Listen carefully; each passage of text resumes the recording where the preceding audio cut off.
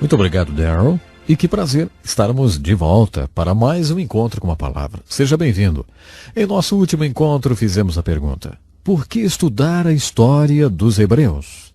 Para introduzir o estudo dos 12 livros históricos do Velho Testamento, posteriormente ao livro de Deuteronômio, essa pergunta sempre surge e talvez seja importante a respondermos, não é mesmo? Depois fiz uma apresentação relâmpago da história dos Hebreus contida nos 6 primeiros livros do Velho Testamento. Continuando nossa linha histórica do Velho Testamento, iniciaremos o estudo do livro de Juízes.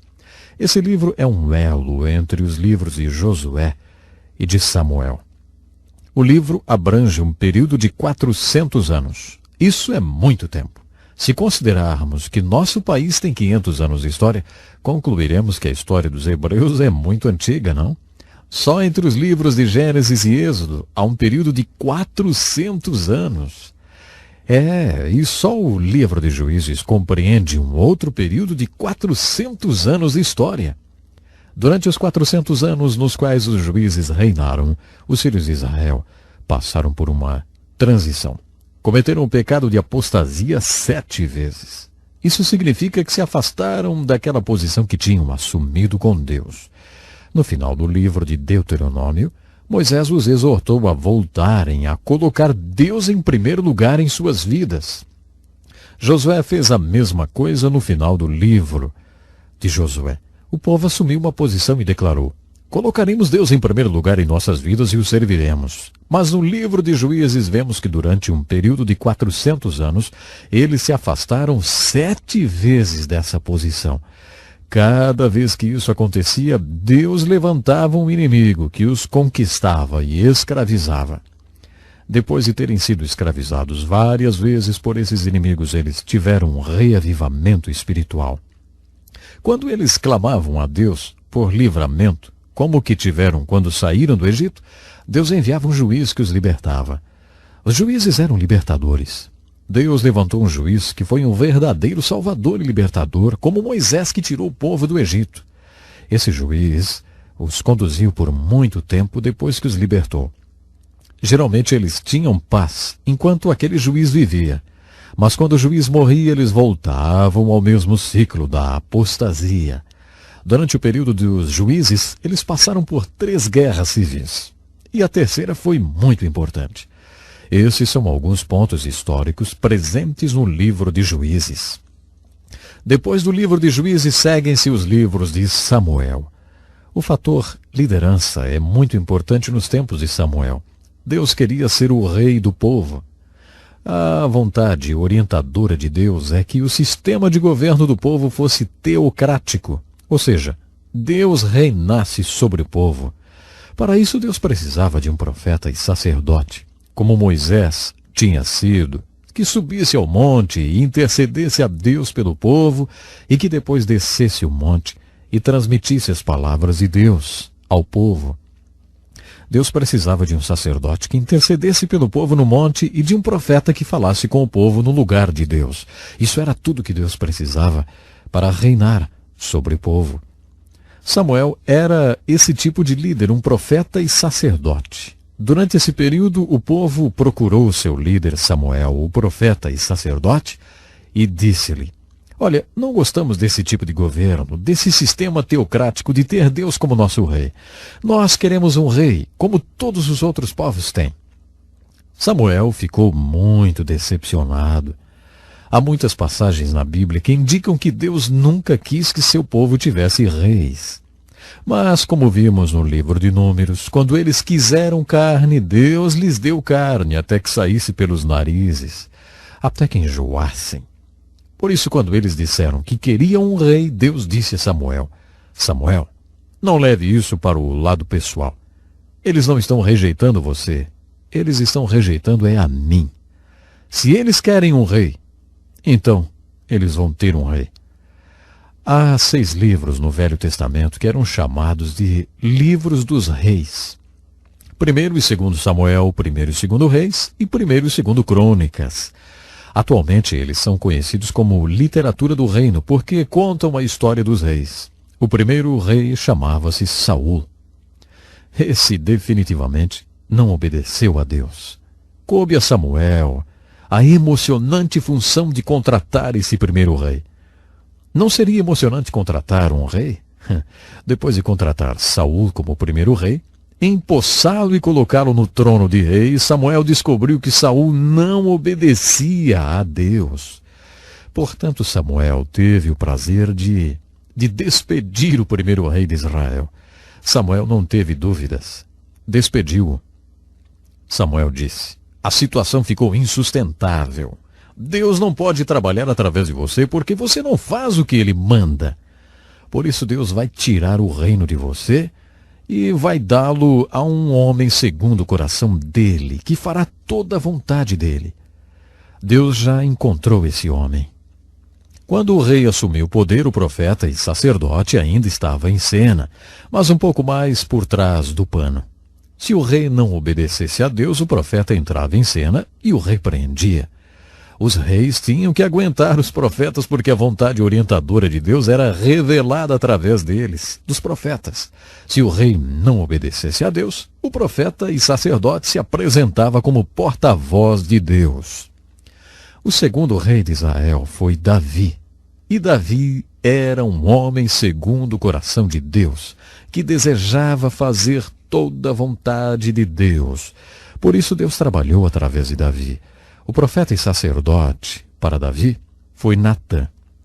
Quando Davi pecou, o corajoso profeta Natã entrou em cena, apontou o dedo para Davi e disse: você é o homem, você pecou. Natã passou um sermão em Davi. Davi também tinha o seu profeta e sacerdote, mas Davi foi um bom rei, porque no seu coração desejava cumprir toda a vontade de Deus. Davi foi sucedido por seu filho Salomão e, a princípio, parecia que seria um rei através de quem Deus poderia trabalhar. Ele fez uma linda oração e Deus respondeu segundo o seu pedido. Mas depois, conforme fomos advertidos em Deuteronômio, Salomão afastou-se de Deus e cometeu o pecado da apostasia. Deus não podia mais trabalhar através de Salomão. As consequências que vieram sobre o reino de Salomão são absolutamente incríveis. Podemos chamar essas consequências de o reino dividido e o cativeiro, que não aconteceram como resultado do pecado de Davi. Davi confessou seu pecado e arrependeu-se. Depois que Davi pecou, ele reinou por mais 24 anos.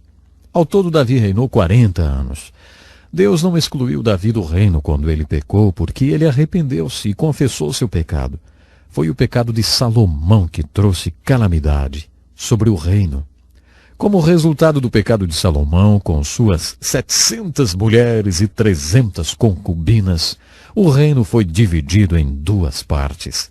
O reino do norte, chamado de Israel, onde havia 10 tribos, e o do sul, chamado Judá, onde havia 2 tribos pequenas, Benjamim e Judá. Por causa do nome Judá, o povo de Deus que habitava essa região era conhecido como judeu. 2 reinos surgiram como resultado do reinado de Salomão, e esses 2 reinos foram levados cativos. O reino do norte foi levado cativo pelos assírios, o pior inimigo que o povo hebreu já teve. Depois que os assírios levaram para o cativeiro as 10 tribos de Israel, nunca mais se falou nelas outra vez. Elas são chamadas de as 10 tribos perdidas de Israel. Elas foram totalmente varridas da face da terra. Sobrou apenas o pequeno reino do sul chamado Judá, somente as pequenas tribos de Benjamim e Judá. Nesses livros históricos, a literatura do reino, descobrimos aí que Nabucodonosor, rei da Babilônia, também levou cativo o reino de Judá. Continuando nessa linha histórica, você se depara com uma terra, sem ninguém habitando nela. A terra está vazia. O reino do norte acabou. O reino do sul também acabou. Sobrou apenas uma terra vazia. É isso que você encontra na literatura do reino como resultado da apostasia do povo durante o reinado de Salomão. Depois que os babilônios levaram o reino do sul para o cativeiro, seguimos com a nossa linha histórica para o cativeiro da Babilônia. Nunca mais ouvimos falar do reino do norte outra vez. A linha histórica continua com o reino do sul. Esse reino ficou cativo na Babilônia durante 70 70 anos, e depois desse período, o grande imperador persa conquistou a Babilônia. Portanto, depois de 70 anos, eles não estavam mais na Babilônia, estavam na Pérsia, fazendo parte do Império Persa. Quando Ciro o Grande conquistou a Babilônia, Deus o tocou para que lançasse um decreto dizendo que qualquer pessoa do povo hebreu que quisesse voltar para a sua terra, para reconstruir o templo e sua cidade, estava livre para fazê-lo. Esse foi um dos grandes milagres da história dos hebreus. O retorno do cativeiro babilônico. Segundo Esdras, Neemias e Ageu, houve vários retornos, não apenas um. Aqueles que quiseram partir da Pérsia e Média voltaram para Israel sob uma importante liderança. Esse foi o retorno do cativeiro babilônico, quando Neemias, Esdras e outros profetas contemporâneos deles tornaram-se grandes líderes. Muitas pessoas do povo não quis voltar. Tinham se tornado comerciantes e mercadores e por várias razões não voltaram. A maioria ficou na Pérsia e Média. Temos uma importante observação a fazer sobre esse período da história dos hebreus. Observamos um tipo especial de liderança. A vontade orientadora de Deus e sua preferência foram manifestadas através do profeta e sacerdote. Quando esse povo quis um rei, Deus disse: está bem, eu vou dar um rei a vocês. Mas isso não funcionou, porque a maioria dos reis não obedeceu a Deus. Entretanto, isso não quer dizer que Deus não tenha trabalhado durante esse período da história dos hebreus. Quando eles foram conquistados e levados cativos, Deus trabalhou até através de alguns inimigos. Deus trabalhou através de Nabucodonosor, do rei Ciro o Grande e de outros líderes pagãos. O livro de Esther é o último livro histórico. Ele escreveu o cenário histórico, a Pérsia e Média, como local onde Deus trabalhou de maneira poderosa.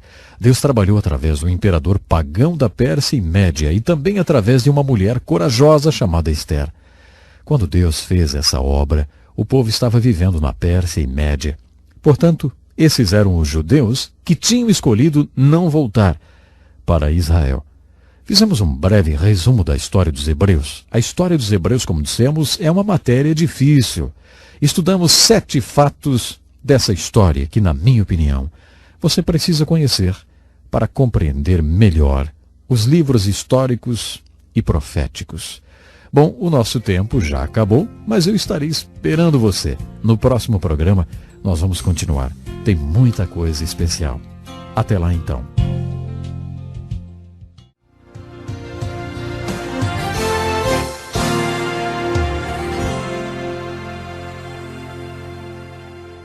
Muito obrigado, Darrell.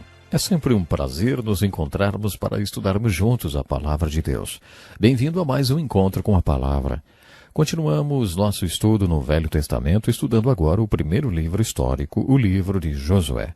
Em nosso último encontro, vimos alguns aspectos gerais da história dos hebreus e discutimos sobre a importância de estudarmos a história desse povo e a história em geral. Agora que já chegamos no primeiro livro histórico, vamos analisar alguns aspectos do livro de Josué. O livro de Josué, de certa forma, é o oposto do livro de Números. O livro de Números é uma ilustração da falta de fé. Ele conta que o povo hebreu não entrou na terra prometida das bênçãos de Deus porque não creu. Ele conta e ilustra as impressionantes consequências que um cristão pode vir a sofrer por causa da sua falta de fé. Nele lemos que o povo creu o suficiente para ser liberto do Egito, mas não creu o suficiente para entrar na terra prometida das bênçãos de Deus. Isso ilustra a vida de muitos cristãos hoje, que creem o suficiente para serem salvos de seus pecados do Egito espiritual, mas não possuem o tipo de fé que os faz atravessar o Rio Jordão e entrar na terra de Canaã, reivindicar e receber todas as bênçãos que Deus tem para eles. O tema ou a mensagem devocional do livro de Josué é: tome posse de sua herança espiritual. O autor do livro é Josué. E claro, ele também foi o assistente ou o sucessor de um grande homem de Deus chamado Moisés. Moisés treinou muito bem o seu sucessor e foi por isso que o povo teve tantas vitórias sob a liderança de Josué. Além de treinar Josué muito bem, Moisés também reproduziu características suas no treinamento que deu a Josué, transmitindo para ele toda a sua experiência. Essa didática ocorreu várias vezes nas Escrituras. Elias treinou Eliseu e Jeremias, entre os profetas, teve seus assistentes. Quando chegamos no Novo Testamento, vemos Jesus nomeando 12 discípulos, os quais ele treinou e a quem transmitiu toda a sua experiência. O apóstolo Paulo teve como assistente Timóteo. Vemos esse padrão se repetindo do Gênesis ao Apocalipse. Quando isso não acontece, as consequências são novamente impressionantes. Mas aconteceu aqui, bem no início dos livros históricos, onde também acompanhamos a transferência de liderança de Moisés para Josué. Os nomes Josué e Jesus são a mesma palavra. Jesus em grego e Josué, ou Yeshua, em hebraico. Provavelmente todos nós sabemos que Jesus significa Salvador ou Jeová salva, e Josué tem o mesmo significado. Portanto, a começar pelo nome, esse grande líder é uma figura de Cristo. Em termos de ministério, ele também é uma figura de Cristo. Na minha opinião, Moisés, o grande libertador, é uma figura de Cristo, o grande libertador supremo. Josué, entretanto, é uma figura de Cristo como Senhor, que não apenas nos salva e liberta, mas também nos leva à terra prometida das bênçãos espirituais. Podemos dizer que a palavra-chave da nossa salvação ou da libertação do Egito espiritual é crer. A palavra-chave para entrar na terra prometida das bênçãos espirituais de Deus é obedecer. De certa forma, estamos falando de fé quando falamos sobre obediência. A palavra fé significa compromisso, o tipo de compromisso que faz a pessoa obedecer. Josué tinha 40 anos na época do Êxodo. Lembre-se, Josué e Calebe foram os dois únicos sobreviventes da peregrinação pelo deserto, porque quando eles voltaram de espiar a terra de Canaã, foram os únicos que trouxeram um relatório positivo. Deus levou em conta a fé deles e isso garantiu a sua sobrevivência, assim como aconteceu com Abraão. Mas Josué tinha 80 anos quando recebeu seu chamado para liderar o povo na entrada da terra de Canaã e na conquista de 7 nações que defendiam suas terras e que eram mais fortes do que os israelitas. Quando morreu, Josué tinha 110 anos. E durante toda a sua vida demonstrou ser um homem de força, fidelidade, demonstrou liderança, genialidade militar, e, acima de tudo, demonstrou muita fé. Ele não ouviu seu chamado de uma sarça ardente como Moisés. Ele não recebeu seu chamado diretamente de Deus. Ele recebeu seu chamado de um velho homem que conhecia Deus e que o conhecia também. Esse velho homem era Moisés, é claro. Quando estudamos a liderança de Josué, observamos um período de transição muito importante. Moisés recebeu a palavra de Deus no Monte Sinai, diretamente de Deus. O seu chamado também foi feito diretamente por Deus na sarça ardente. Agora lemos que Josué foi exortado a ler a palavra escrita de Deus, a palavra que tinha sido dada por Deus a Moisés. Essa prática não começou com os reis, começou com Josué. Quando assumiu a liderança, Josué foi informado que deveria obedecer aos mandamentos de Deus. Ele deveria ler os mandamentos de Deus e pensar neles dia e noite. Como já dissemos, a mensagem devocional do livro de Josué é a seguinte: tome posse da sua herança espiritual. Antes de dar a terra de Canaã ao povo de Israel, Deus já tinha prometido aos seus antepassados, Abraão, Isaque e Jacó. O título de propriedade da terra de Canaã era incondicional. Deus a deu incondicionalmente. Mas a conquista e a posse dessa terra estavam condicionadas. Vou enfatizar mais uma vez. A aplicação devocional do livro de Josué é uma figura da nossa bênção espiritual como cristãos. Quando nos achegamos com fé em Cristo, Deus nos dá todas as bênçãos espirituais que nós precisamos. O nosso título de propriedade dessas bênçãos é incondicional, mas a posse e a implementação dessas bênçãos em nossas vidas é condicional. Isso está ilustrado para nós no versículo-chave do livro. Josué, capítulo 1, versículo 3. É o texto-chave de todo o livro. Todos os livros da Bíblia têm um versículo ou um capítulo-chave que servem como um resumo de toda a mensagem do livro. Esse é o versículo-chave de todo o livro de Josué. Quando o povo de Deus estava prestes a atravessar o Rio Jordão e invadir Canaã, ouviram essas palavras: como prometia Moisés, todo lugar em que puserem os pés, eu darei a vocês. Vocês percebem? A terra foi toda dada a eles. Em termos de título de propriedade, eles eram todos dono. Sim, eram donos de tudo, mas não em termos de posse. A lei de possessão determinava que cada metro quadrado da terra de Canaã onde eles pusessem o pé seria dado a eles. Era isso que receberiam, nem mais, nem menos. A aplicação disso para nós é que acontece o mesmo com nossas bênçãos espirituais. A oração, as escrituras, a comunhão com os irmãos, a adoração, a alegria do ministério e o ser parte da solução de Deus para a obra que Ele está fazendo através do seu povo, isso são bênçãos espirituais que estão disponíveis para nós. Deus as dá a toda pessoa que crê. Umas tomam posse dessas bênçãos, mas outras não. O segredo é muito simples. Você tem que colocar o seu pé sobre elas. Você toma posse da oração orando. Toma posse da adoração quando adora. Toma posse das Escrituras quando a lê, compreende e a aplica. Dando um passo de cada vez, você toma posse de seus bens espirituais ou de suas bênçãos espirituais. Muitas pessoas acham que o conteúdo do livro de Josué está mais relacionado com os 5 primeiros livros da Bíblia e que, portanto, deveria ser estudado como um deles. Os 5 primeiros livros da Bíblia são chamados de o Pentateuco, porque eles são 5 livros da lei. As pessoas acham que os livros da lei têm muito mais a ver com a entrada do povo na terra prometida e como o livro de Josué leva o povo para dentro da terra prometida. O conteúdo do livro pertence ao Pentateuco, mas nós descobrimos mais uma linda alegoria da salvação. Em Gênesis você tem as sementes, ou a fonte da salvação. Em Êxodo você tem a libertação da pena ou do poder do pecado através do sangue do Cordeiro Pascal e do poder do Deus que faz milagres. Levítico ilustra o propósito imediato desse tipo de salvação, que é adorar ao Deus que salvou e libertou você. Deuteronômio é repleto de ilustrações que nos encorajam a atravessar o Rio Jordão e entrar na Terra Prometida. Quando você chega na Terra Prometida, tem que tomar posse da sua herança espiritual e viver cada uma das bênçãos que Deus planejou para a sua vida. O livro de Números é aquela impressionante ilustração negativa de uma geração inteira do povo de Deus que não fez nada disso.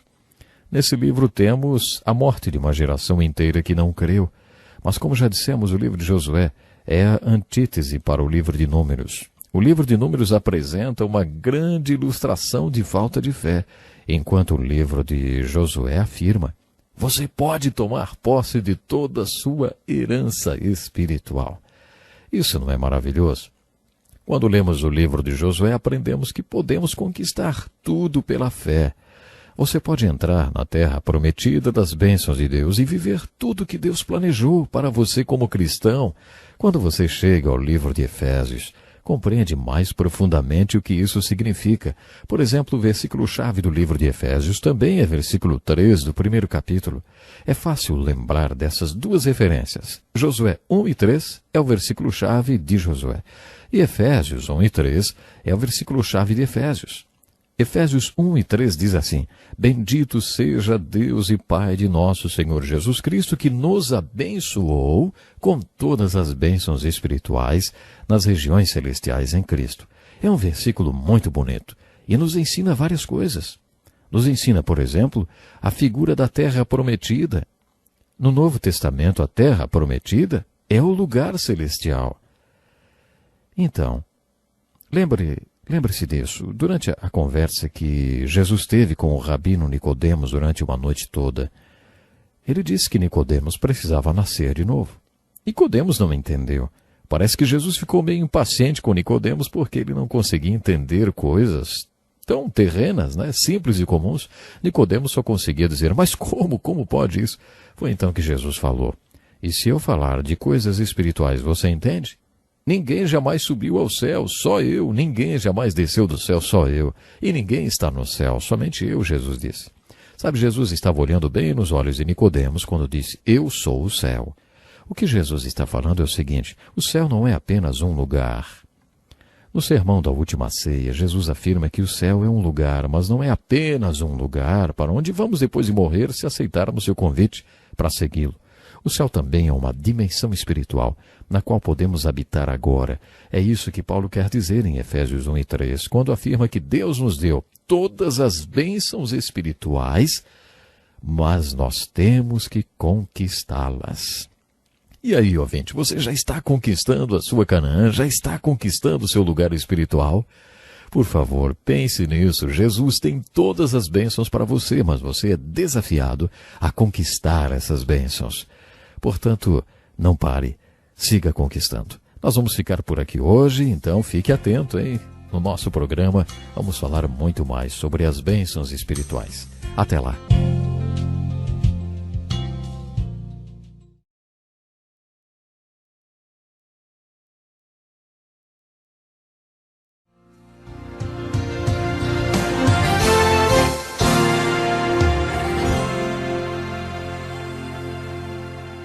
Olá, que felicidade grande mais uma vez estarmos juntos para o programa Encontro com a Palavra. Gostaria que você pegasse sua Bíblia e abra sua Bíblia no livro de Josué. Vamos aí para o nosso Encontro com a Palavra e eu gostaria, claro, que você acompanhasse comigo o estudo desse livro.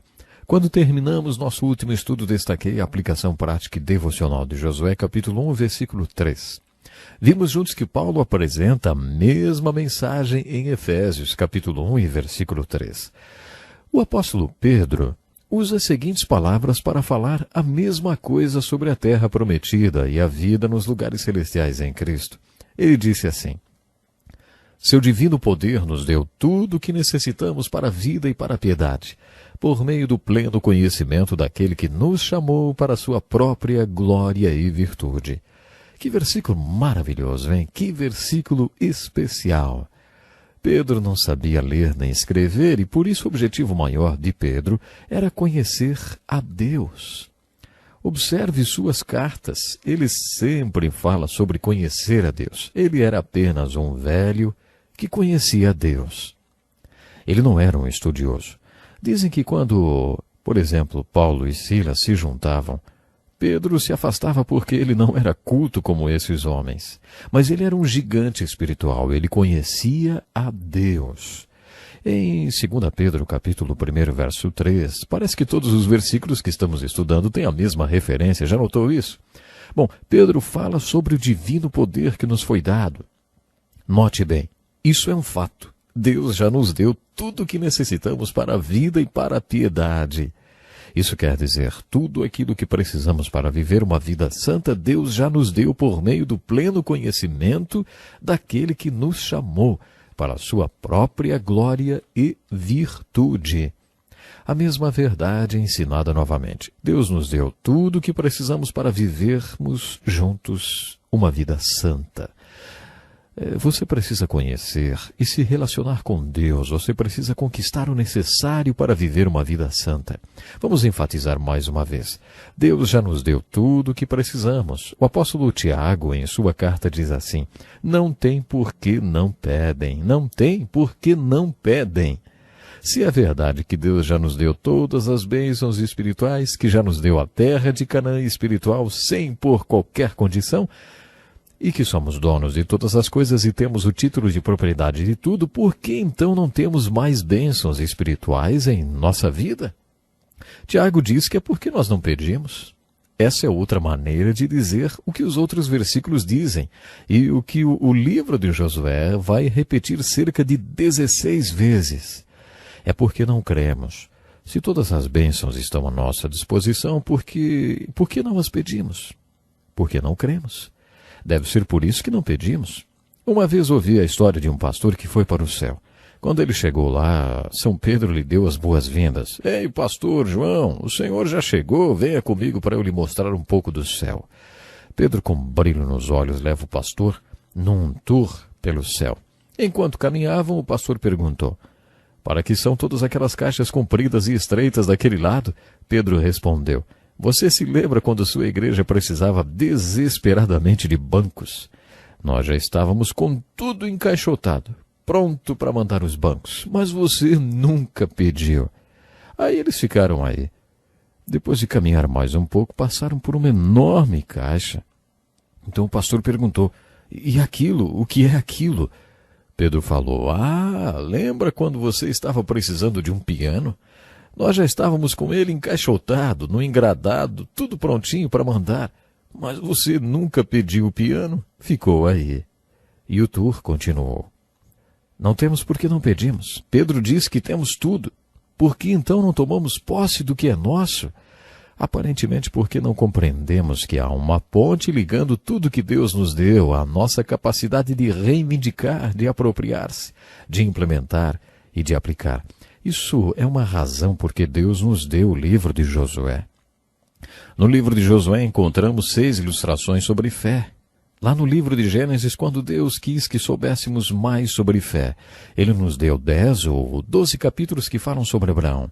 Deus considera esse assunto tão importante para nós que achou que deveríamos conhecer mais sobre Abraão. Deus nos deu mais capítulos que falam sobre Abraão do que capítulos que falam sobre a história do universo e da Terra, sobre o homem e a mulher e sobre toda a história da civilização. O espaço que Deus usou nas Escrituras para falar sobre Abraão é o dobro do espaço usado para falar sobre todas essas outras coisas. Isso porque temos que saber mais sobre fé. E Abraão ilustra a fé. Mas Deus não encerrou o assunto. Quando chegamos ao livro de Josué, encontramos 16 ilustrações importantes que falam sobre esse mesmo assunto. O que é a fé? Como ela funciona? Isso porque fé é a peça principal. Nós temos tudo.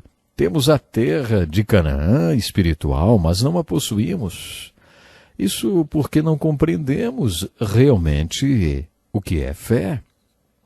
O apóstolo Paulo escreveu um versículo muito importante sobre fé. Em 2 Coríntios capítulo 9, verso 8, ele ilustra Canaã da seguinte maneira: Deus é poderoso para fazer abundar em vós toda a graça, a fim de que, tendo sempre em tudo toda a suficiência, abundeis em toda boa obra. Você percebeu quantos superlativos há nesse versículo? Deus é poderoso para fazer abundar em vós toda a graça, para que você, tendo suficiência em todas as coisas, possa abundar em toda boa obra. Esse versículo está falando sobre graça. Em grego, a palavra graça é charis. Graça é a bênção, o favor de Deus que não merecemos. A graça se apresenta de muitas formas. Ela vem na forma do poder de Deus, na força para se viver uma vida santa.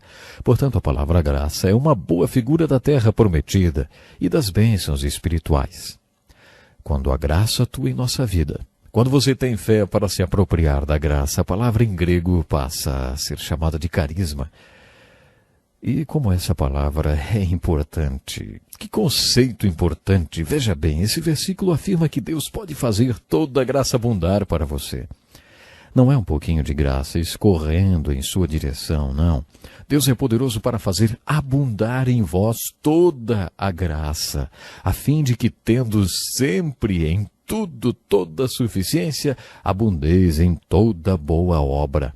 Todo carisma, toda graça, toda suficiência, todas as coisas sempre em todos nós. É isso que Paulo está dizendo. Agora, se isso é verdade, por que não abundamos sempre em toda boa obra e não encontramos sempre a ampla suficiência para todas as coisas?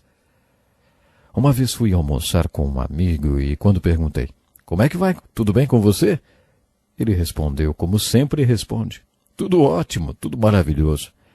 Eu já estava meio cansado daquela resposta que ele sempre dava.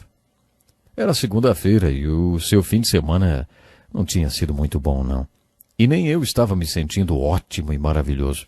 Então eu disse para ele: se você não tivesse se sentindo ótimo e maravilhoso, como é que você responderia a minha pergunta? Aí ele respondeu: eu mentiria para você. E eu disse: então me diga como você está de verdade. Aí começamos a conversar abertamente. Você já teve um daqueles dias em que não se sente dono de nenhuma daquelas bênçãos espirituais? Se Deus nos faz abundar em toda graça para que tenhamos plena suficiência em todo o tempo, por que temos dias ruins? Há várias respostas para essa pergunta. Conheço uma história que ilustra bem o que quero dizer. Um homem rico ia passar suas férias de verão numa ilha turística e mandou seu carro esportivo de navio antes de viajar. Quando chegou lá, ele ficou decepcionado ao descobrir que a velocidade máxima permitida em toda a ilha era de 30 quilômetros por hora e que todos só andavam de ciclomotores, umas mobiletes. Sempre que saía com seu carro de motor super potente, esporte e tal, acabava atrás de uma mobilete ou de uma velha lambreta lenta e caindo aos pedaços. E lá atrás estava ele com seu carro esportivo. Um dia, quando ele estava atrás de mais um velhinho e não aguentava mais aquilo, ele trocou de marcha e fez uma ultrapassagem. Acelerou até 45 quilômetros por hora. Aconteceu que o velhinho que estava na lambreta logo alcançou. Automaticamente, ele acelerou para 55 quilômetros por hora e o velhinho colou na sua traseira outra vez. Então acelerou até 65 quilômetros por hora e outra vez o velhinho com a lambreta veio atrás dele. Quando ele percebeu o que estava acontecendo, parou no acostamento. O velhinho parou atrás. Ele saiu do carro e foi falar com o velhinho. Puxa vida, que tipo de motor que o senhor colocou na sua lambreta, hein? O velhinho falou, não é motor, não senhor. Foi o meu suspensório que ficou preso no seu para-choque. Pois bem, a razão pela qual muitos cristãos, quando tentam seguir a Cristo, são inconstantes é porque estão presos a alguém que tem um motor turbinado espiritualmente. Acho que essa é uma das respostas para aquela pergunta. Se Deus pode nos fazer abundar em toda graça, por que não temos mais força espiritual, então? Uma vez perguntei a uma freira o que ela achava do movimento carismático na Igreja Católica. Ela me disse que quando esse movimento começou, ela teve algumas dúvidas e foi conversar com seu bispo e perguntou a ele, Bispo, os carismáticos vão para o céu? O bispo respondeu, se eles não passarem direto. Quando pensamos em carisma, muitas coisas vêm à nossa mente. No livro de Josué existe uma terra que, em termos geográficos, são literais. Essa terra é a terra de Canaã. O povo de Deus teve que entrar nela, conquistar uma cidade cada vez, derrotar uma nação por vez. Mas a aplicação devocional do livro de Josué, que é o que nos interessa, não tem a ver com uma terra geograficamente falando. Tem a ver com o carisma. Tem a ver com graça. Você acredita que Deus pode fazer você superabundar em toda a graça? Não estamos falando do Billy Graham ou do seu pastor. Estamos falando de você. Você superabundar em graça para não, de vez em quando, mas sempre encontrar em Deus e na sua graça a suficiência para fazer aquilo para o que Ele o chamou. Não fraquejando, mas superabundando em tudo para viver o que Ele planejou para você. A terra de Canaã ilustra o propósito de salvação para o povo de Israel e sua libertação do Egito, que é a salvação. Canaã é a figura do propósito da salvação deles. Segundo o apóstolo Paulo, Deus nos salvou pela graça, mediante a fé. De acordo com Paulo, essa salvação não vem de nós mesmos, é um presente de Deus e precisamos viver esse presente, essa graça. Infelizmente eu tenho que parar por aqui, mas no próximo programa vou continuar a falar um pouco mais sobre os grandes ensinos do livro de Josué. Leia o livro de Josué, esteja na palavra, pois quando o povo de Deus entra na palavra, e a palavra de Deus entra no povo de Deus, coisas maravilhosas acontecem. Programe-se então para estarmos juntos aí outra vez no próximo encontro com a palavra. Até lá.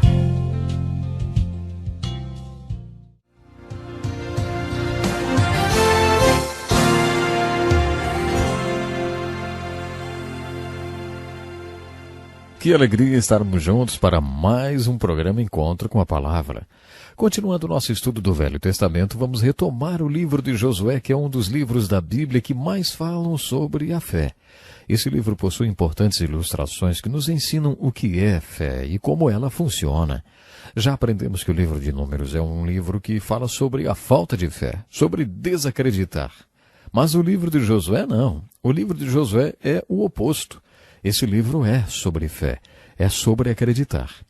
No livro de Êxodo lemos sobre a saída do povo de Deus do Egito. O prefixo ex, que em grego significa saída, é exatamente por isso que nós usamos essa palavra, que é Éxodo ou Êxodo. No livro de Josué, o povo entra na terra de Canaã, a terra prometida. Encontramos várias ilustrações sobre fé quando lemos sobre a entrada do povo na terra de Canaã. Há pelo menos 16 ilustrações diferentes sobre fé. Quando estudamos o livro de Josué e colocamos todas essas ilustrações sobre fé juntas, aprendemos como tomar posse dos nossos bens espirituais, ou como receber o carisma de Deus para podermos abundar em toda boa obra. A primeira coisa que vemos no livro de Josué é o que podemos chamar de perpetuação da fé. Logo no início, Moisés passa a capa de liderança para Josué, e que Josué ficou cheio do Espírito depois que Moisés pôs as mãos sobre ele, isso todo mundo sabe. Você sabe, não? O povo de Israel obedecia a Josué seguindo os mandamentos que o Senhor tinha dado a Moisés. Depois que Moisés, o discípulo do Senhor, morreu, Deus falou com o assistente dele, Josué. O meu discípulo Moisés morreu. Você é o novo líder de Israel. Lidere o meu povo. Seja forte e corajoso. Você será um bom líder para o meu povo. A única coisa que você precisa é ser forte e corajoso e seguir toda a lei que Moisés deu a você. Porque se você tomar o cuidado de obedecer cada uma das leis, será bem-sucedido em tudo o que fizer. Relembre essas leis ao povo constantemente. Você deve meditar nelas dia e noite para ter certeza de que vai obedecê-la totalmente. Só assim você será bem-sucedido. Seja forte e corajoso. Lembre-se que o Senhor, seu Deus, está com você aonde quer que você vá. Nesse ponto da Bíblia aprendemos uma verdade muito importante sobre liderança. É propósito de Deus que todo líder treine um sucessor. Todo Paulo deveria ter o seu Timóteo. Isso funcionou muito bem com Moisés e Josué. Nessa transição de liderança observamos que houve um tempo em que Moisés liderava e Josué seguia. Depois Josué liderava e o povo seguia. Isso mostra que o método deu certo. Nos primeiros capítulos de Josué observamos o que podemos chamar de perplexidades da fé ou problemas perplexos da fé. Se eliminássemos todos os problemas, eliminaríamos também a necessidade de fé. Quando estudamos fé, não devemos ficar desanimados com os problemas que são relatados. No capítulo 2 de Josué, lemos sobre Raabe, considerado um problema por muitas pessoas. Suponhamos que você estivesse na Holanda durante a Segunda Guerra Mundial. Você é Corrie ten Boom, e Deus colocou no seu coração que você deve esconder judeus no sótão e no porão de sua casa. Deus deu a você a convicção de que o genocídio do povo judeu é absolutamente horroroso e uma abominação aos olhos de Deus. Suponhamos que Deus tivesse colocado no seu coração que você tenha que esconder judeus em sua casa. Um dia a Gestapo vem à sua casa, bate à porta, você a abre e eles perguntam: há judeus nessa casa? O que você diria? Quando estudamos filosofia em uma faculdade ou em um seminário, uma hora ou outra, vamos nos deparar com a matéria ética. E quando estudamos essa matéria, ficamos nos perguntando qual é a essência da ética cristã. A essência da ética cristã é sempre dizer a verdade e nunca falar uma mentira sequer? É uma pergunta essa. Eu vou repetir. A essência da ética cristã é sempre dizer a verdade e nunca falar uma mentira sequer? Será que, porque você é cristão, deva dizer, eu não posso mentir? Voltando à resposta da Corrie ten Boom aos soldados da Gestapo, ela diria, tenho sim, e leve todos eles para serem queimados.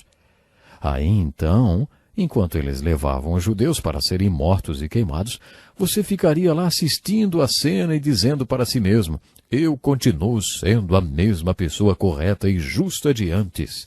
Fico muito triste com o que está acontecendo com esses judeus que estão sendo queimados por Hitler, mas sou muito justo e não posso mentir.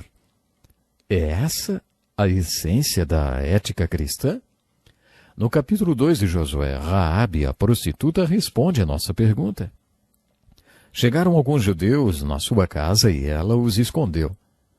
Quando as autoridades vieram perguntar sobre o paradeiro dos judeus, ela lhes deu pistas falsas e os mandou para outro lugar. Ela foi honrada por isso. No Novo Testamento, no capítulo 11 de Hebreus, Raabe, a prostituta, é mencionada como heroína da fé. O fato de ter escondido os judeus e depois ter mandado as autoridades atrás do vento salvou a sua vida. Muitas pessoas não aceitam isso. Elas dizem, ei, espere um pouco. Eu aprendi que devemos ser sempre íntegros. Nesse caso, temos uma prostituta que mentiu. Essa não dá para engolir. Ela mentiu na cara dura e ainda entrou para a lista dos heróis da fé. Para muitas pessoas isso é incompreensível e para outras é um problema. Se você prestar atenção nessa história, verá que ela não entrou na lista dos heróis da fé porque mentiu. No capítulo 11 de Hebreus nós lemos: pela fé, Raabe, a prostituta, não pereceu com os incrédulos. Quando os judeus espias foram para a casa de Raabe, a prostituta, ela demonstrou sua fé nas palavras que disse.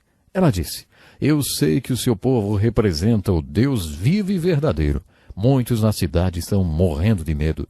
Sabemos que Deus está com vocês.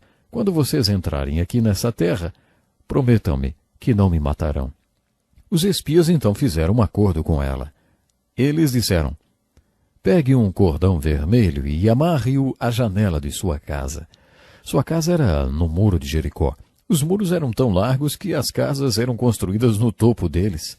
É claro que o cordão vermelho pendurado na janela é uma linda figura da salvação, como a Arca de Noé, lá atrás no livro de Gênesis. Eles disseram para ela: amarre esse cordão vermelho à sua janela e todos da sua família que estiverem dentro da casa serão poupados. Todos na cidade serão mortos, mas você será salva. Por que ela foi salva? Por que ela escondeu os espias e mentiu por causa deles? Ah, não, ela foi salva porque creu. Ela creu que aquelas pessoas eram o povo de Deus e que o Deus vivo e verdadeiro estava com eles. Raabe mostrou sua fé no Deus vivo e verdadeiro. Sua fé a salvou. Além disso, ela entrou para a genealogia de Jesus por causa dessa fé. Creio que aquele cordão vermelho amarrado à janela possa ser chamado de a figura da fé. Assim, nos primeiros capítulos de Josué, temos, antes de tudo, a perpetuação da fé de Moisés para Josué. Depois temos as perplexidades da fé. E depois ainda temos essa linda figura da fé. Quando você estudar Raabe, a prostituta, não se esqueça que o mais importante a seu respeito foi a fé. Foi a fé de Raabe que a salvou. Você está vendo? Todos são salvos pela fé. Raabe ainda se tornou a tetravó de Jesus. Dá para crer nisso? Exatamente. Quando estudamos o assunto fé no livro de Josué, encontramos no capítulo 3 a prova de fé. Quando formos entrar na nossa Canaã espiritual, Deus firmará e confirmará nossa fé a fim de nos encorajar. Vimos isso com Gideão, que fez a prova do novelo de lã e foi honrado por Deus. Foi honrado, sim. O Salmo 37, 23 diz: os passos do homem bom são confirmados pelo Senhor. Isso significa que quando tomamos um passo de fé, Deus nos abençoa, confirma esse passo e nos encoraja, para que saibamos que estamos andando no caminho pelo qual Ele nos dirige. Deus foi severo com o povo no livro de Números. Ele disse: eu provei para vocês 10 vezes, fiz 10 milagres, mas mesmo assim vocês não se apropriaram dessa fé. Mesmo eu tendo provado e confirmado 10 vezes. Portanto, Deus confirma nossos passos. No livro de Josué, ele fez isso. Deus firmou Josué e mostrou para o povo que suas bênçãos estavam com Josué, assim como estiveram com Moisés. Depois disso, Deus operou milagres para o povo. O propósito desses milagres era mostrar ao povo que Deus estava com eles e que quando eles atravessassem o Jordão e entrassem em Canaã, Deus os abençoaria e estaria com eles. No capítulo 4, eles construíram o que chamamos de coluna de fé. O povo atravessou o Jordão durante a época da cheia. O rio se abriu miraculosamente e eles o atravessaram para outra margem em terra seca. Foi a mesma experiência que tiveram no Mar Vermelho 40 anos antes. Enquanto o povo atravessava o rio Jordão a pé enxuto, recebeu a ordem de construir uma coluna de pedras, um tipo de monumento que serviria como memorial desse grande milagre. Temos aqui a mesma mensagem de Deuteronômio, para que seus filhos saibam desse milagre. Um dia seus filhos vão perguntar a vocês: o que é essa coluna de pedras? E quando eles perguntarem, você vai explicar. Esse é um bom princípio de educação de filhos, sempre responder às perguntas deles. Abraham Lincoln costumava dizer que se você tiver curiosidade e memória, será culto. É apenas uma questão de tempo. O propósito daquele memorial era lembrar os adultos a instruírem as suas crianças. No capítulo 5 de Josué temos o que chamamos de o pré-requisito da fé. Um pouco antes de invadirem Canaã, o povo de Deus recebeu ordem de circuncidar toda a população masculina que não havia sido circuncidada. Você deve se lembrar que a primeira geração morreu no deserto. Essa era a segunda geração do povo de Deus e os homens não tinham sido circuncidados. Temos aqui uma linda ilustração e uma revelação sobre fé. Antes de você entrar na terra prometida das bênçãos de Deus, pergunte-se se há algum pecado em sua vida, você precisa tirar isso. Ainda no capítulo 5 encontramos o que chamamos de a norma de fé. Josué passou uma ordem para que ninguém desembainhasse sua espada. Ainda hoje a região onde Josué estava muito escura à noite. Para nós que vivemos com as luzes das cidades é difícil imaginar, não, essa escuridão, mas na verdade era assim. Um exército acampado a leste do Jordão poderia facilmente ser emboscado pelo inimigo. Por isso que eles tinham essa ordem para não desembainhar a espada. Se eles vissem alguém com a espada desembainhada, facilmente identificariam como um inimigo. Josué saiu para uma caminhada na noite anterior à batalha de Jericó e viu um homem com a espada desembainhada. Josué o desafiou perguntando, você é amigo ou inimigo? A resposta foi, nem uma coisa nem outra, venho na qualidade de comandante do exército do Senhor. Lemos que Josué, prostrando-se com o rosto em terra, o adorou e disse, que ordens o Senhor tem para mim? O comandante falou, tire suas sandálias, porque o lugar em que você está é santo. E Josué tirou. Bom, infelizmente o nosso tempo acabou, mas eu espero que você possa realmente aprender cada vez mais sobre a fé. Pense nisso e até o nosso próximo programa.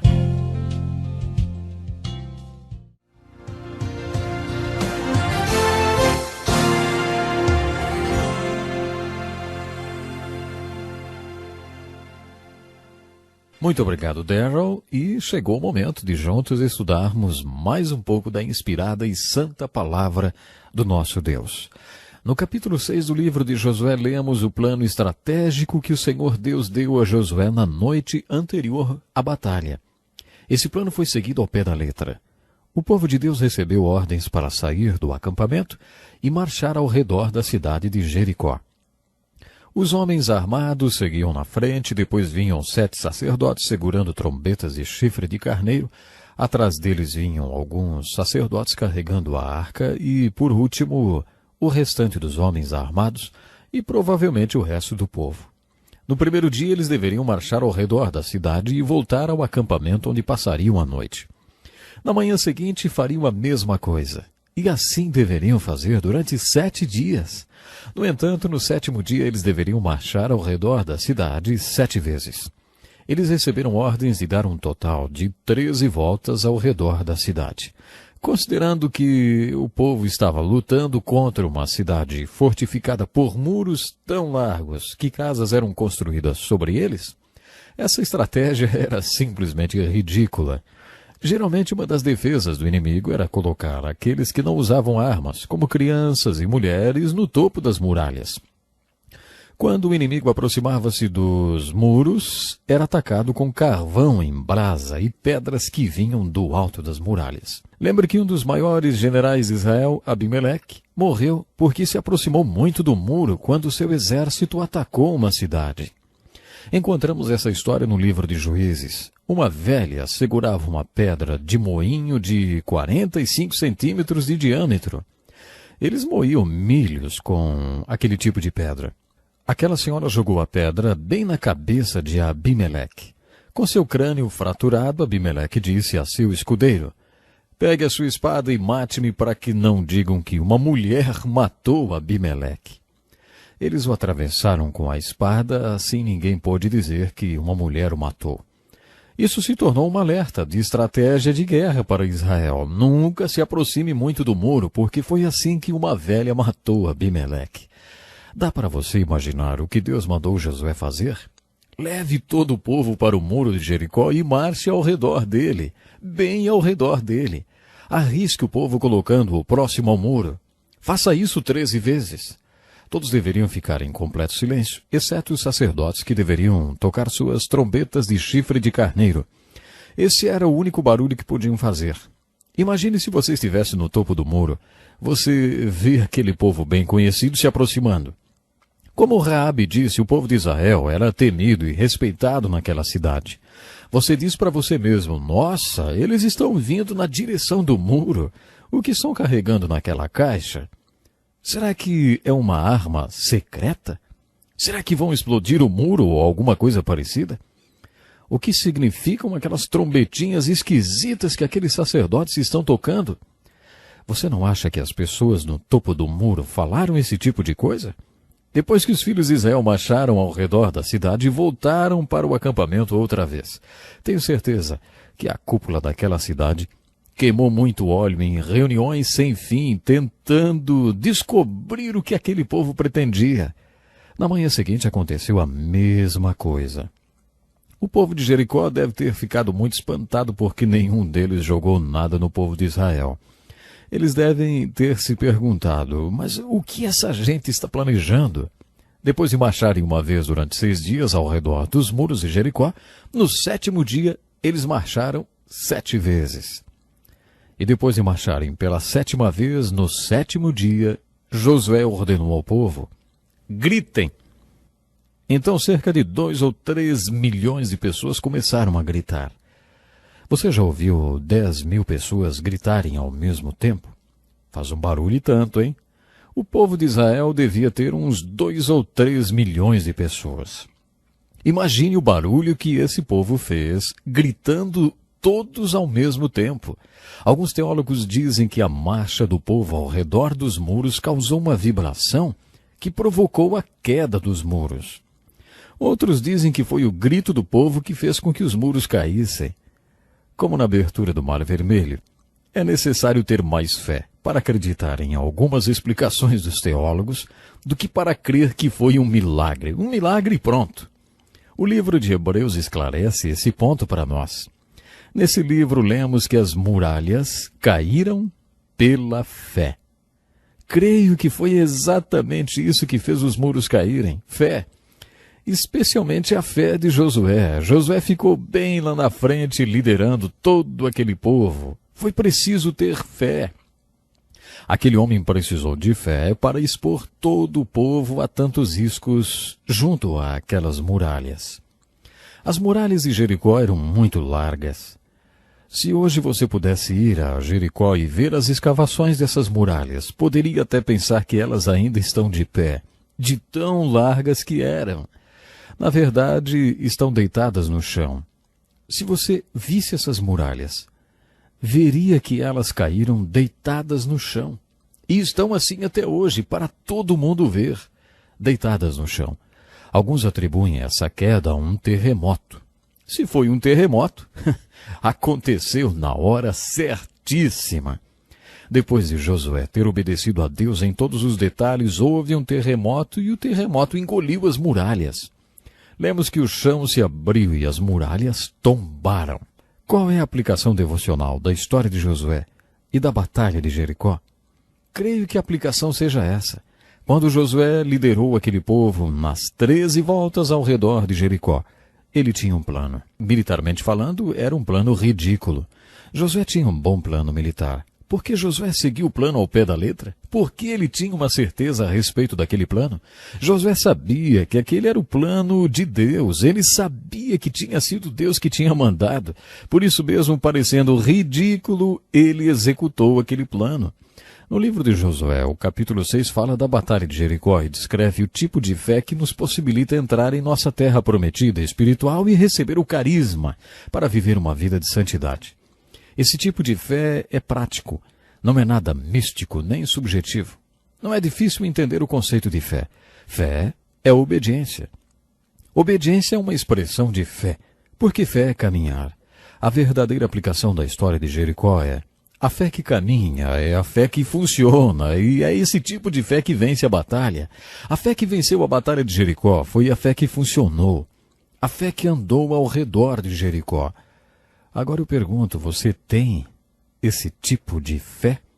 Por acaso você acha que fé É algum tipo de proposta intelectual? No Novo Testamento, Jesus afirmou que suas palavras não eram apenas palavras de um rabino. Ele disse: as palavras que eu ensino a vocês são as palavras de Deus. No capítulo 7 de João, quando as pessoas perguntaram: mas como pode ser isto? Jesus respondeu: se desejar fazer minha vontade, saberá se o meu ensinamento vem de Deus ou se é apenas um ensinamento de mais um rabino. O que Jesus quis dizer foi que se você realmente quer obedecer e quer saber, terá que colocar em prática. Terá que tomar uma atitude. Essa abordagem é contrária ao intelectual. O intelectual sempre costuma dizer: ei, você tem que me convencer para eu sentir voluntariamente. Você tem que me convencer, aí eu sinto e sigo voluntariamente. Mas Jesus disse: é exatamente o contrário. Você se compromete voluntariamente e depois se convence intelectualmente. Primeiro você anda ao redor de Jericó e depois descobre a fé que funciona e a fé que dá vitória. Mas antes você tem que se comprometer a andar. Os intelectuais há séculos dizem: ver para crer. No Salmo 27, as Escrituras colocam as coisas de outra forma. Davi, com toda a sua experiência de vida, disse: tenho esta certeza, viverei até ver a bondade do Senhor na terra. O intelectual diz: ver para crer. Mas Deus diz: crer para ver. É essa a ilustração da batalha de Jericó. Quando os filhos de Israel se dispuseram pela fé a rodear Jericó 13 vezes, eles provaram Deus e Deus os provou. Eu conheci um homem que foi chamado por Deus para construir uma estação de rádio em Quito, no Equador. Esse homem andava com Deus. Seu nome era Clarence Jones. Ele construiu em Quito, Equador, a estação de rádio chamada HCJB. Segundo ele, um dia Deus colocou no seu coração o desejo de construir a torre que transmitiria o sinal da estação no topo de uma montanha específica. Deus deixou bem claro que a torre de transmissão deveria ser erguida naquela montanha. Ele chamou isso de o radar divino. De acordo com o Dr. Jones, através de seu radar, Deus mostrou exatamente onde a torre deveria ser construída. Os engenheiros que trabalhavam no projeto disseram: ei, Dr. Jones, deve haver algum engano nisso. A quantidade de minerais nessa montanha causará interferência e magnetizará o sinal, impedindo a transmissão. Dr. Jones voltou ao seu posto de oração. Orou e Deus disse a ele: é nessa montanha que eu quero que você construa a torre. Dr. Jones desafiou com sua fé os engenheiros e os conselhos dos especialistas. Ele disse: coloque a torre naquela montanha, assim mesmo. Os minerais que os engenheiros disseram que destruiriam o sinal fizeram exatamente o contrário. Eles serviram para refletir o sinal e transmiti-lo para todo mundo. Dr. Jones foi convidado para dar palestras em vários países sobre esse milagre eletrônico que descobriu quando colocou a torre naquela montanha. Foi tratado como gênio. Durante essas palestras, ele pregava um sermão que chamou de o radar divino. Sabe, agradeço a Deus pelas vidas das pessoas que ainda creem no radar divino. Creio que Deus fala conosco em particular. Deus nos revela seu plano e diz o que Ele quer que façamos. Algumas vezes Deus testa a nossa fé deliberadamente com o seu plano, como Ele fez com Josué na conquista de Jericó. O plano que Deus deu a Josué era militarmente ridículo. Deus deu a ele um plano daquele para testar a fé. Se você conhece bem a Deus, pode confiar no seu radar divino e saber que é Ele que está mandando você fazer. Façam tudo o que Ele mandar. Foi isso que a mãe de Jesus disse aos servos em Caná da Galileia. Façam o que Ele mandar. Se você sabe que é Deus que está mandando você fazer alguma coisa, faça com toda a segurança. Sabe, não é sempre que Deus age desse jeito. Você observará isso na Batalha de Ai, quando Josué demonstrou que era um gênio em estratégia militar. Deus tem um propósito e ordem para tudo que Ele faz. Ele tem um plano cuidadoso e maravilhosamente traçado. Às vezes Deus testa nossa fé como fez com Josué. Mas quando você estiver estudando o livro de Josué, lembre-se de que o capítulo 6 é o capítulo-chave do livro que nos ensina que a fé é prática. A fé caminha, a fé funciona. A fé vence as batalhas da vida. O nosso tempo hoje está terminando, mas esteja conosco na continuação do estudo do livro de Josué, no nosso próximo programa. Convide um amigo para estar também acompanhando o programa Encontro com a Palavra. Até lá, então.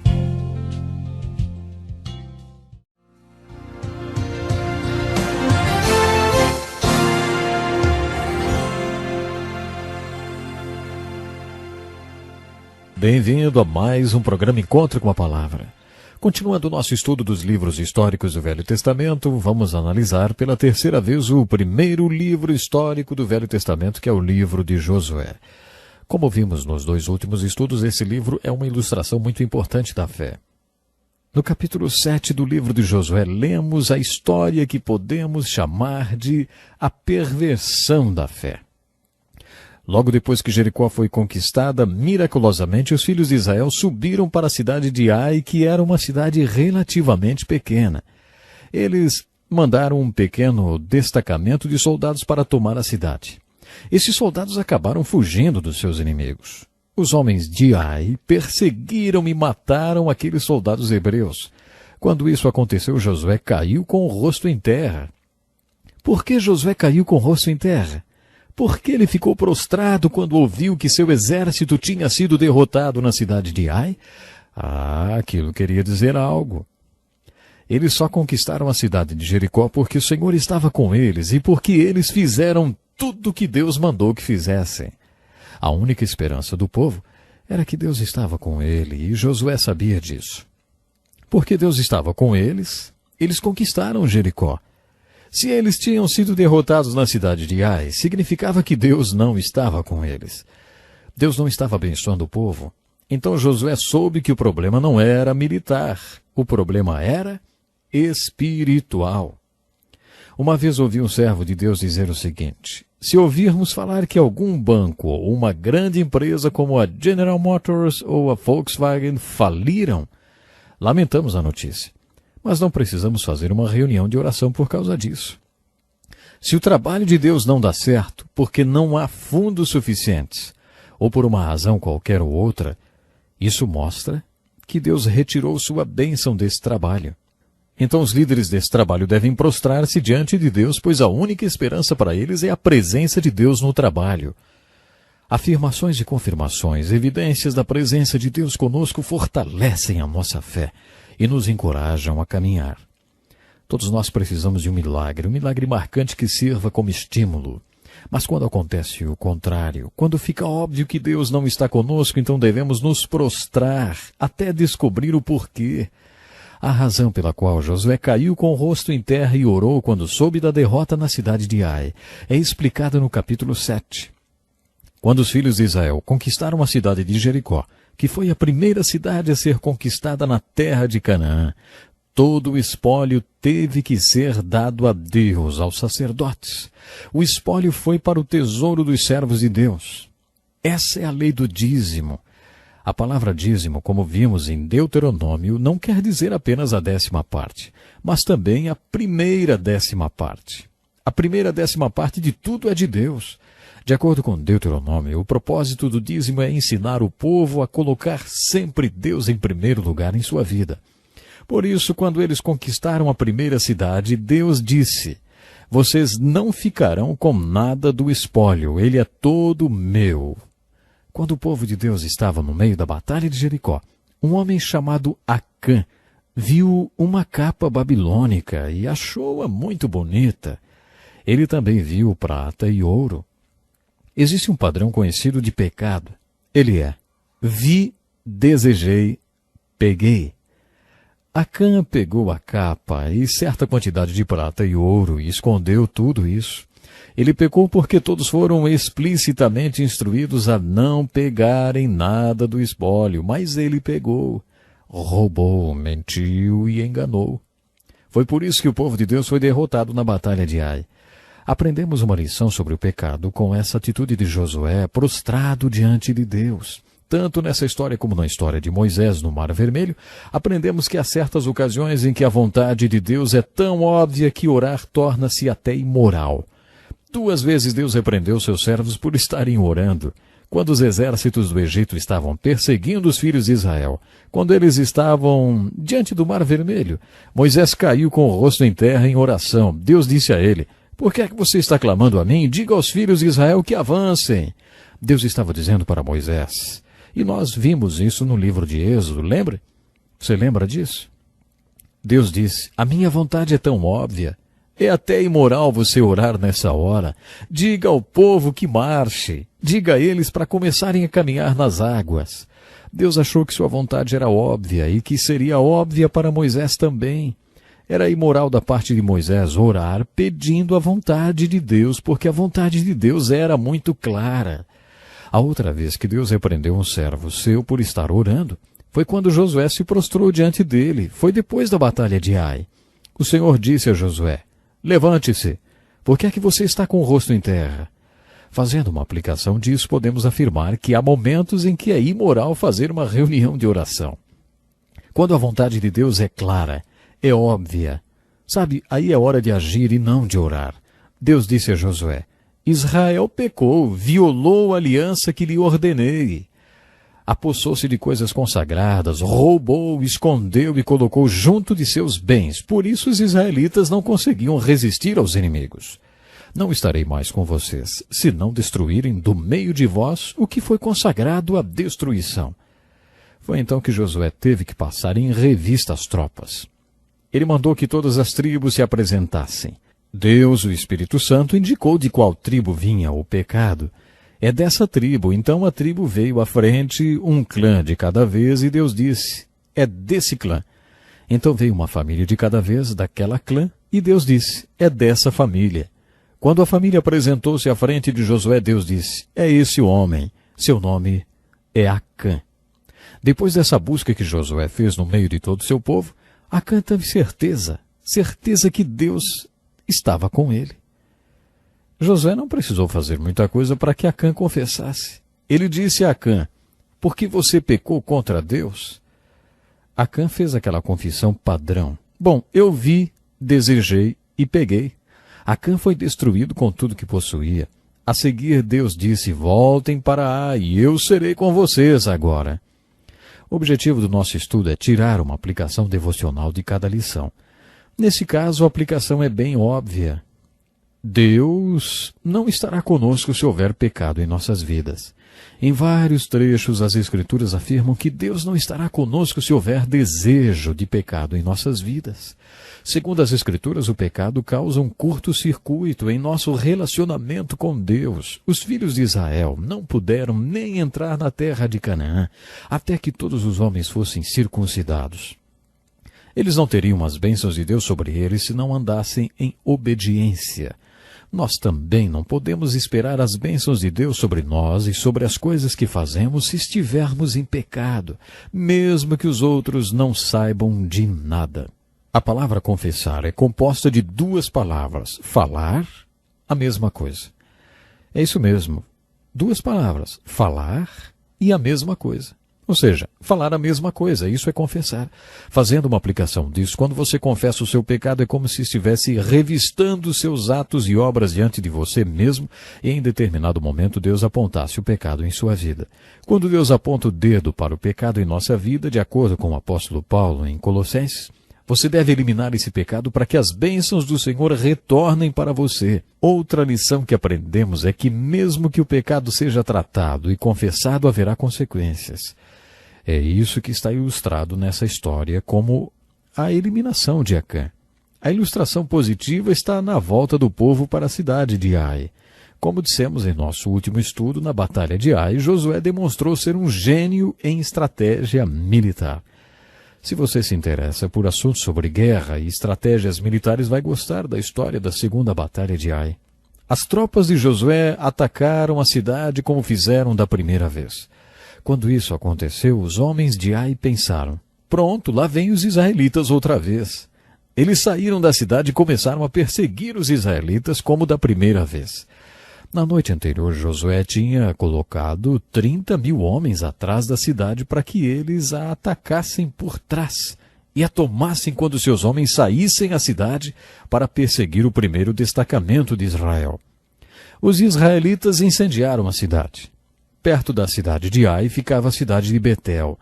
Josué colocou 5.000 homens apostos junto dessa cidade para interceptar qualquer ajuda aos soldados de Ai. Quando os 30.000 homens incendiaram a cidade, os homens de Ai que estavam perseguindo Josué e seu povo viram a fumaça na cidade e perceberam que tinham sido enganados, que tinham sido emboscados.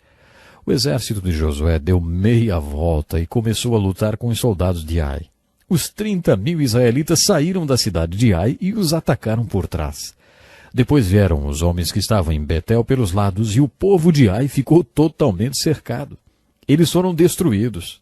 Esse plano demonstrou que Josué era ótimo estrategista militar. Ele não poderia pôr em prática, nesse caso, o plano de batalha de Jericó. As batalhas de Ai e de Jericó nos mostram que Deus às vezes nos dá um plano ridículo só para testar a nossa fé. Mas isso não é regra, não acontece sempre. É exceção. A regra é: Deus é um Deus de ordem e de projeto. Por isso podemos contar que Deus e os homens de Deus têm um plano. Quando jovem, eu era um pastor muito imaturo e achava que para uma pessoa ser espiritual tinha que ser desorganizada. Eu era indisciplinado e desorganizado e dizia: olha, eu não vivo buscando as coisas do mundo e por isso lamento se isso incomoda as pessoas. Sou muito espiritual e não preciso organizar nada nem planejar nada do que eu faço. Naquela época eu achava que as coisas aconteciam apenas pela graça de Deus. E se as coisas só dependiam de Deus, eu não precisava fazer nada, nem planejar, nem organizar. Um dia fui pregar em um café da manhã para um grupo de homens e falava sobre os 3 tipos de pessoas que existem no mundo. O grupo vamos ver como que fica, o grupo gente que faz e o grupo não estou sabendo de nada. Sabe, honestamente eu pertenço ao grupo vamos ver como que fica. Não faço planos, eu faço o que Deus me mostra para fazer naquele dia, não faço planos. Na manhã seguinte, durante meus momentos devocionais, deparei-me com um versículo de Provérbios que diz que o homem sábio faz planos, mas o insensato não faz planos e ainda se orgulha disso. Aquele versículo foi a palavra de Deus para mim. Se você é uma dessas pessoas que não planejam, que não sabe de onde veio, nem onde está, nem para onde vai, não culpe Deus por isso. Nosso Deus é um Deus de ordem, com projetos, que sempre faz planos. A segunda batalha de Ai é uma ilustração disso. A maneira como aconteceu a segunda batalha de Ai tem mais a ver com o estilo de atuar de Deus do que a batalha de Jericó. A batalha de Jericó foi uma exceção no estilo de trabalho de Deus. E assim vamos terminando por hoje. Junte-se a nós no nosso próximo encontro com a palavra e vamos estudar juntos os 3 inimigos antigos e modernos da fé e das pessoas de fé, que é o mundo, a carne e o diabo. É isso mesmo. Bom, eu espero você no nosso próximo encontro com a palavra.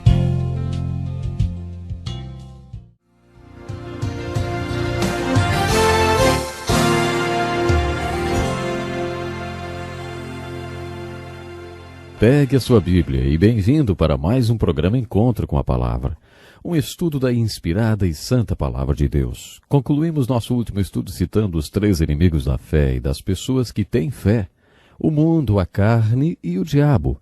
Se você já estiver com sua Bíblia, então abra no capítulo 9 do livro de Josué. Não esqueça, no capítulo 9 do livro de Josué, encontramos outra ilustração sobre a fé, ou pelo menos mais um fator que compõe a fé. Denominei esse capítulo de A Percepção da Fé. Um dos elementos mais importantes da fé é o discernimento. Para viver uma vida de fé, você precisa conhecer a vontade de Deus. Talvez a pergunta que os pastores mais ouçam na vida seja: ei, pastor, como eu posso saber o que Deus quer que eu faça?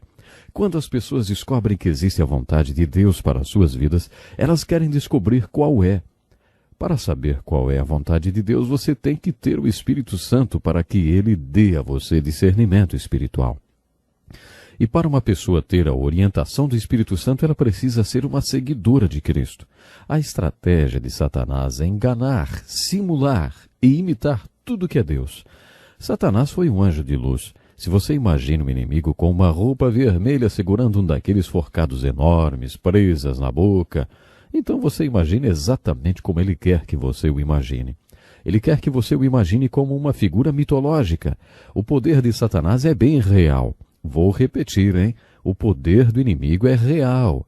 Na dimensão espiritual, existe o poder de Deus e o poder do maligno. Nem tudo que é espiritual é do Espírito Santo. É por isso que Moisés nos alerta tão enfaticamente sobre feitiçaria e espiritismo e tantas outras coisas que têm a ver com a dimensão espiritual, mas não com o lado bom dessa dimensão espiritual. No capítulo 9, lemos sobre os gibeonitas. Capítulo 9 de Josué, claro. Assim como Raabe, os gibeonitas perceberam o povo de Israel avançando sistematicamente na terra de Canaã, matando todos os povos inimigos e por isso sabiam que também seriam atacados. Então eles usaram um disfarce. Eles mofaram seus sapatos, roupas e alguns pedaços de pão. Gastaram os seus sapatos nas pedras, até que parecessem que tinham sido usados por muito tempo, e fizeram suas roupas parecerem que eram muito velhas. Eles moravam nos arredores, mas quando foram falar com os filhos de Israel, deram a impressão que vinham de uma terra muito distante. O triste dessa história é que os israelitas não consultaram a Deus a respeito disso. Eles simplesmente fizeram um acordo com essa gente. Os gibeonitas imploraram aos israelitas que fizessem um acordo com eles. Façam um trato conosco. Nós não somos da terra de Canaã. Somos de uma terra muito distante. Sabe, os israelitas não consultaram ao Senhor. Eles tomaram a decisão sozinhos e fizeram um acordo com aquela gente. Logo depois descobriram que, na verdade, os gibeonitas não eram de uma terra distante. Eles era dali mesmo, das terras de Canaã. Eles eram tão incivilizados naqueles dias, vamos dizer assim, que mantiveram o acordo que tinham feito com os gibeonitas e não os mataram. Por isso eles escravizaram aquele povo. Lenin afirmou que acordos, tratos, são como cascas de ovos. Tratos e acordos são como cascas de ovos, ele diz. Foram feitos para serem quebrados. Você sabe, né? Todo mundo hoje quebra acordo, né? Quebra tratos. Isso é uma coisa triste, não é verdade? Bom, mas deixa a palavra do Lenin para lá. Muitas vezes ouvimos que os povos daquele tempo eram incivilizados, mas eles levavam os tratados, os acordos muito a sério. Os homens de Israel não exterminaram os gibeonitas. Os gibeonitas representam um dos modelos dos inimigos, ou dos obstáculos para a nossa fé contidos no livro de Josué. O primeiro modelo está ilustrado em Jericó. Muitos acreditam que Jericó é a figura do mundo, pois somos atraídos pelo mundo como Acã foi atraído pela capa, pela prata e pelo ouro. Vemos, desejamos e pegamos. As coisas do mundo nos distraem, e o mundo é um grande inimigo da nossa fé. Pelo fato do povo de Deus ter subestimado o povo de Ai, muitos consideram a cidade de Ai como a carne. De acordo com William Berkeley, a carne é a parte humana que ainda não foi cuidada por Deus. Geralmente a carne está associada com a nossa tendência ou disposição para o pecado. Jesus disse, o espírito está pronto, mas a carne é fraca. Portanto, o espírito pode vencer a carne se ela estiver sobre a perspectiva correta. A aproximação dos gibeonitas e o trato que eles propuseram ilustra o próprio diabo, porque essa é a forma como ele opera. Eu serei como Deus Altíssimo, foi isso que ele disse. O diabo foi um anjo de luz. Ele não aparece sob uma forma horrorosa, nos tentando para fazermos algo macabro, por exemplo. Geralmente ele se apresenta de uma forma amável, muito bela. Sua estratégia é: não faça o melhor, faça o bom. Não faça o melhor, faça o bom. Se Deus está chamando você para ser um médico missionário, o diabo não vai tentar você para sair por aí roubando bancos. Ele vai tentar você para ser um bom médico, aí onde você está. Sabe, precisamos de bons médicos aqui, isso é bom. Mas se Deus quer que você seja um médico missionário em outro país, isso é o melhor para a sua vida. A estratégia de Satanás é nos convencer a fazer o bom e não o melhor para nossas vidas. É por isso que alguns dizem que o maior inimigo do melhor é o bom. É por isso que os gibeonitas, que eram enganadores, representam o diabo. Em Josué capítulos 6, 7, 8, 9, você tem a figura de 3 obstáculos para a fé. No capítulo 6, o obstáculo é o mundo. Nos capítulos 7 e 8, a carne é representada pela cidade de Ai. E no capítulo 9, os gibeonitas são a figura de Satanás. Em todo o livro de Josué encontramos ilustrações de fé. Primeiramente, encontramos o que chamamos de a perspectiva positiva de fé. Um dos maiores personagens de fé da Bíblia é Caleb. Abraão é o personagem cuja fé é a mais importante do Velho Testamento.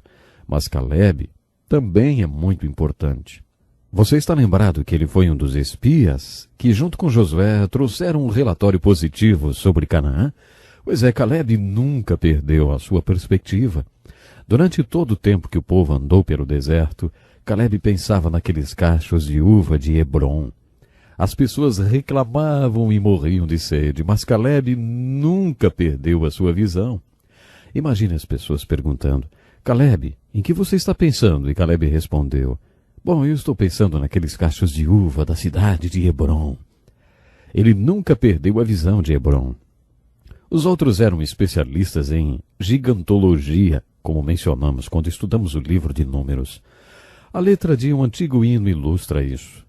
Todos viram os gigantes, mas Caleb? Caleb viu o Senhor. Caleb também viu os gigantes e obstáculos, claro, mas ele tinha um Deus que era maior do que os obstáculos.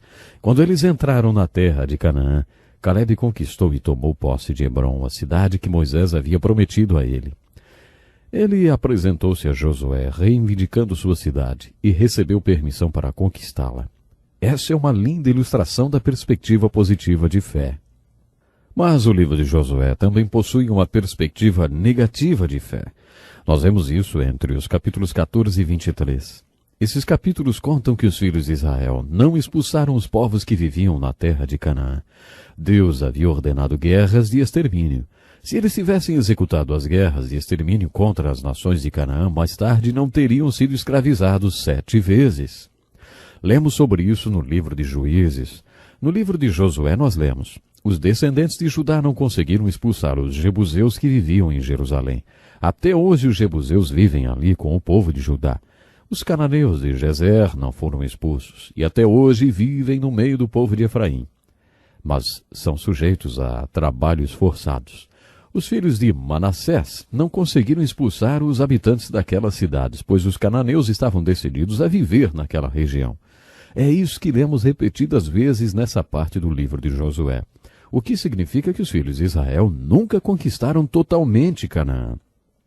No próximo livro da Bíblia, o livro de Juízes, lemos que muitos anos mais tarde, aquelas mesmas nações dominaram os filhos de Israel e os escravizaram. Isso tem uma aplicação devocional. Algumas pessoas fazem referência a conquistar a Canaã que ainda não conquistaram em suas vidas. Você sabe o que elas querem dizer com isso? Quando as pessoas dizem: eu ainda tenho muita Canaã para conquistar, elas estão falando da aplicação devocional que encontramos no livro de Josué. Deus nos manda entrar na terra de Canaã e conquistá-la por completo, por inteiro, isso mesmo, e obter uma vitória completa sobre nossa Canaã espiritual. Muitos são libertos do Egito espiritual, mas nunca chegam nem a entrar em Canaã. Muitos entram, mas não conquistam muito dela, talvez 1 ou 2 cidades, e isso é o máximo que conseguem conquistar. Conheço um pastor que contraiu uma doença maligna e foi assim que Deus o levou. Logo depois que ele soube que em breve estaria com Jesus, eu me encontrei com ele. Enquanto conversávamos sobre o fato de sua vida aqui na terra já estar passando e uma nova dimensão de vida eterna estar se iniciando, ele teve um momento de arrependimento. Ele lamentava que tivesse muito de Canaã ainda para conquistar. Eu não entendi. Pensei que ele estivesse falando sobre o ministério que teve. O ministério dele tinha sido muito abençoado. Então eu comecei a lembrá-lo de algumas coisas maravilhosas que Deus tinha feito através do ministério daquele homem. Eu perguntei: o que mais o Senhor poderia desejar? O Senhor conquistou tantas Canaãs em seu ministério? Mas ele não estava pensando nisso. Não, ele disse, eu não estou falando de ministério, eu estou falando da minha vida. Estou falando dos pecados da minha vida. Estou falando desse tipo de Canaã. Tenho tanta Canaã para conquistar. Pois é, conversando com o seu médico, esse pastor falou: Eu ainda tenho tanta Canaã espiritual dentro de mim e gostaria de conquistá-la antes de encontrar-me com o Senhor. O médico então disse: a doença que você tem vai ajudá-lo nisso. Deus usará o seu sofrimento para queimar tudo aquilo que é contrário à natureza dele. Quando finalmente você se encontrar com o Senhor, será uma relação de espírito com espírito. Você conquistará sua Canaã nos meses que Deus ainda tem aqui para você. Sabe, o sofrimento pode ter esse efeito em nós. É essa aplicação devocional dessa parte do livro de Josué. A minha pergunta é: e você? Já conquistou sua Canaã espiritual? Essa parte do livro de Josué também levanta algumas questões sobre guerra de extermínio. Essa questão é um problema para muitas pessoas. Como esse Deus de amor que nós conhecemos hoje pode ter ordenado uma guerra com o objetivo de exterminar o povo adversário? Responderei a essa pergunta no nosso próximo estudo, portanto você não pode perder. O nosso tempo hoje acabou, mas programe-se para estarmos juntos outra vez no nosso próximo encontro com a palavra. Até lá então. Deus lhe abençoe.